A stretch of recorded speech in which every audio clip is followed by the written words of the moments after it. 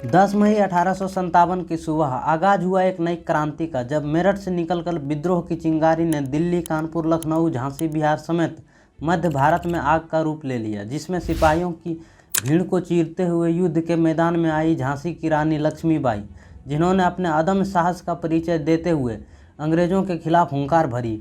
वहीं हिंदुस्तान के अलग अलग हिस्सों में अंग्रेजों को कड़ी टक्कर दी। फिर भी क्या रीज़न था कि 1857 में देश को आज़ादी नहीं मिल पाई है, आइए जानते हैं आज के इस वीडियो में।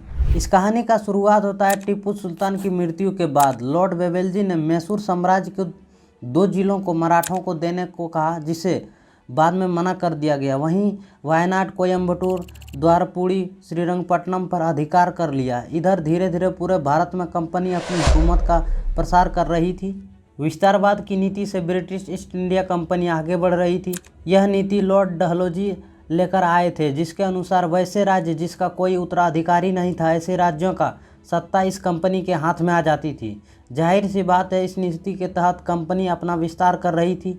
इस नीति के चपेट में आकर कई प्रांत अपने अधिकार खो रहे थे और वे कंपनी के अधीन होते गए, जिसमें जयपुर, संबलपुर, उदयपुर, झांसी जैसे क्षेत्र शामिल थी। वहीं 1856 में लॉर्ड कैनिंग ने घोषणा की कि बहादुर शाह जफर आखिरी मुगल बादशाह होंगे। इसके बाद उनके वंशजों को बादशाह नहीं बल्कि राजकुमार की उपाधि मिलेगी और कंपनी को मिलेगी सत्ता की कमान। इस कंपनी ने 1857 की क्रांति का ही बीज बोया। दरअसल उस समय कंपनी की सेना में मौजूद भारतीय सैनिकों को नई एनफील्ड राइफल दी गई थी, जिसके कारतूस को मुंह से खोलने के लिए कहा गया था। ऐसा माना जाता था कि यह कारतूस गाय और सूअर की चर्बी से बने होते थे, जो हिंदू और मुस्लिम दोनों समुदायों की धार्मिक भावनाओं को आहत करती थी। इन कारतूस को लेकर के बैरकपुर छावनी में 29 मार्च 1857 को मंगल पांडे नामक सिपाही ने ब्रिटिश अधिकारियों के खिलाफ एक बगावत का ऐलान कर दिया। मंगल पांडे का विद्रोह अंग्रेजों के खिलाफ सैनिकों के बीच उभर रहे थे।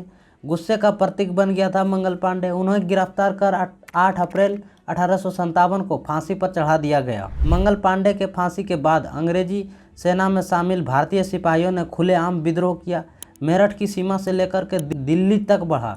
दिल्ली में अंग्रेजों का सख्त पहरा था, यानी हाई सिक्योरिटी था।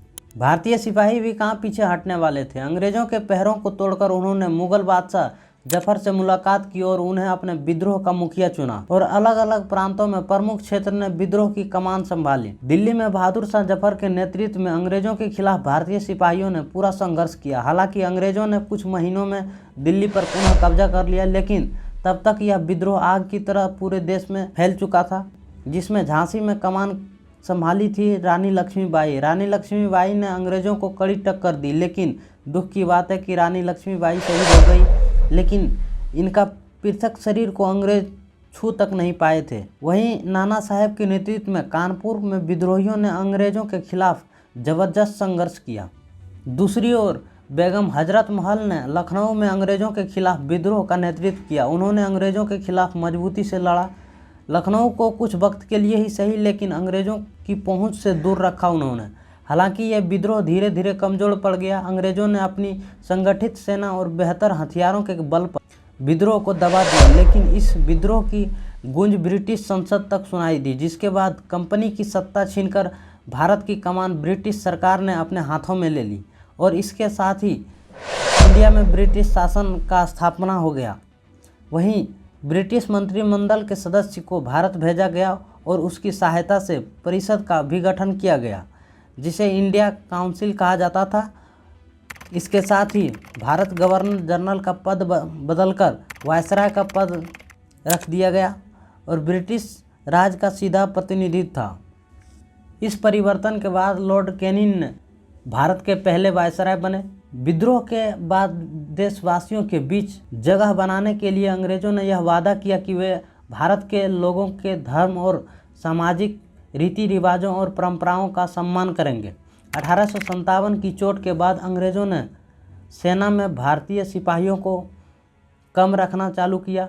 अंग्रेजों का एक रणनीति था, फूट डालो और राज करो। इसी नीति के आधार पर वे संपूर्ण भारत पर अपना कब्जा जमा चुके थे। इस 1857 की क्रांति ने एक देशभक्ति का जज्बा जगाया। यह क्रांति शुरुआत में तो ठंडी पड़ गई, लेकिन बुझी नहीं थी। इस ज्वाला ने जलाई थी देशवासियों के बीच मातृभूमि के प्रति प्रेम, और साथ ही इंडियंस अब समझ चुके थे कि ये अंग्रेज ऐसे जाने वाले नहीं हैं। अब उन्हीं के भाषा में तैयारी कर रहे थे, बस सिर्फ इंतजार था एक क्रांतिकारी की, और क्रांतिकारी बन करके उभरे बाद में फिर भगत सिंह, महात्मा गांधी, सुभाष चंद्र बोस जैसे महान क्रांतिकारी। क्या इस वीडियो के सीरीज को जारी रखा जाए? आप लोग कमेंट बॉक्स में बताइएगा। वीडियो देखने के लिए धन्यवाद।